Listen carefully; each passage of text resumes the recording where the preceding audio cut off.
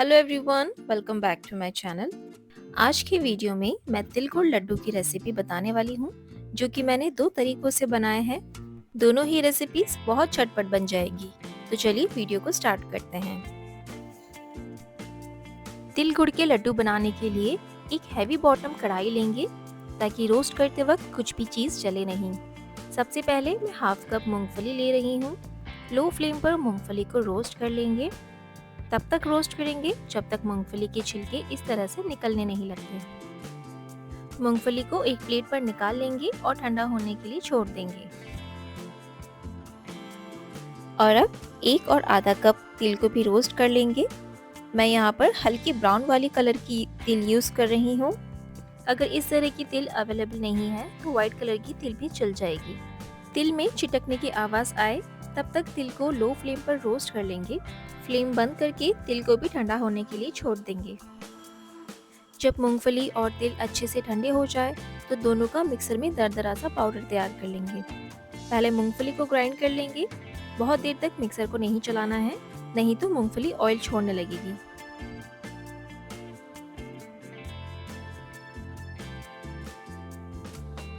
इसी तरह से तिल को भी मिक्सर में ग्राइंड कर लेंगे।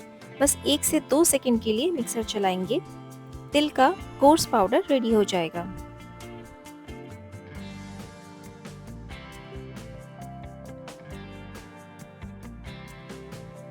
तो इस तरह से मूंगफली और तिल का मिक्सचर रेडी हो गया है। इसे अच्छे से मिक्स करके साइड में रख लेंगे।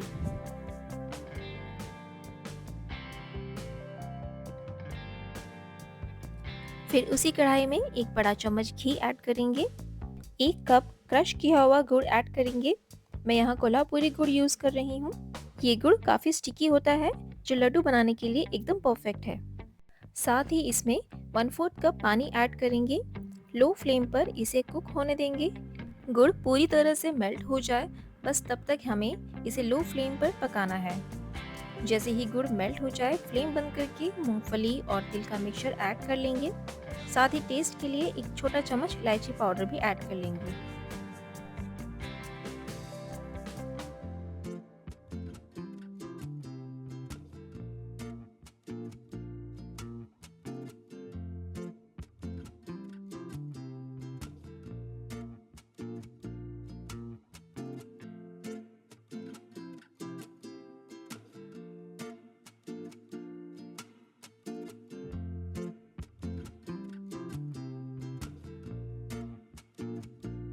सभी चीज़ों को अच्छे से मिक्स कर लेंगे। जब मिक्सचर गर्म हो तभी फटाफट से लड्डू बांध लेना है।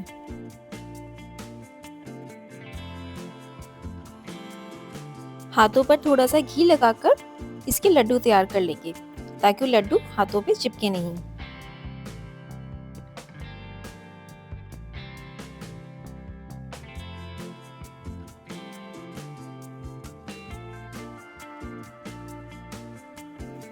बहुत ही इजीली सारे लड्डू बन जाएंगे। लास्ट लड्डू बनाने तक भी हमारा मिक्सचर काफ़ी सॉफ्ट है। इसका मतलब ये है कि तिल गुड़ लड्डू का मिक्सचर एकदम परफेक्ट बना है। जब सारे लड्डू बंध जाए तब एक बार फिर से लड्डुओं को इस तरह से रोल कर लेंगे, क्योंकि जब हमने लड्डू बनाए थे तब मिक्सचर काफ़ी गर्म था, इसलिए कुछ लड्डू थोड़े फ्लैट हो जाते हैं। एक बार फिर से रोल करने से ये एकदम परफेक्ट शेप में बन जाएंगे। इसे बनाना काफ़ी इजी है, बस सही मेजरमेंट से आप भी इस तरह से परफेक्ट लड्डू बना सकते हैं।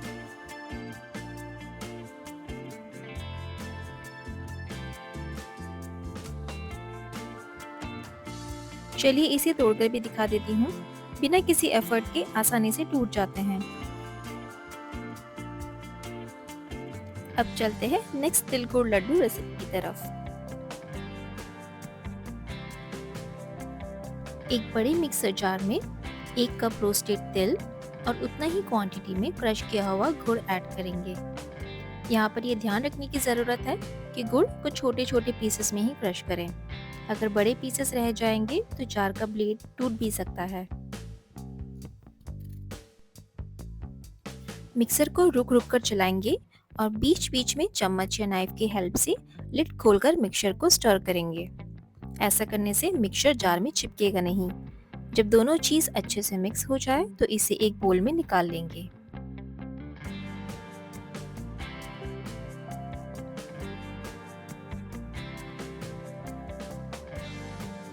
आप देख सकते हैं कि काफ़ी अच्छे से मिक्स हो चुका है।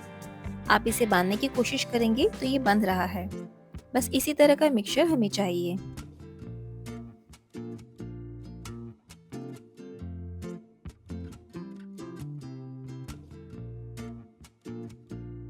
थोड़े लम्प्स जैसे दिखाई दे रहे हैं, हाथों की हेल्प से इसे अच्छे से मिक्स कर लेंगे। टेस्ट के लिए 1 टीस्पून घी और हाफ टी स्पून इलायची पाउडर ऐड कर लेंगे। फिर से हाथों से अच्छे से मिक्स करके इसके लड्डू तैयार कर लेंगे।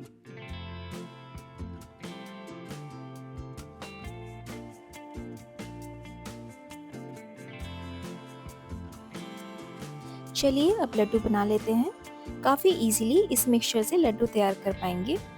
बहुत ही प्यारा सा कलर आया है। ये वाले लड्डू हमारे फर्स्ट रेसिपी के लड्डू से लाइटर शेड में बनेंगे, क्योंकि इसमें हमने गुड़ को कुक नहीं किया है।